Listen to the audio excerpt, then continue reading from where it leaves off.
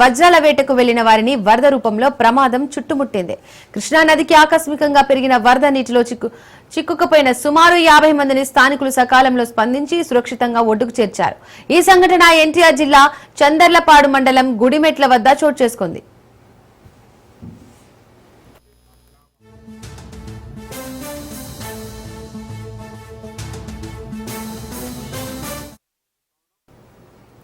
ఎన్టీఆర్, పల్నాడు, నల్గొండ జిల్లాల నుండి పెద్ద సంఖ్యలో ప్రజలు వజ్రాల అన్వేషణ కోసం గుడిమెట్ల సమీపంలోని కృష్ణానది గట్టుకు చేరుకున్నారు.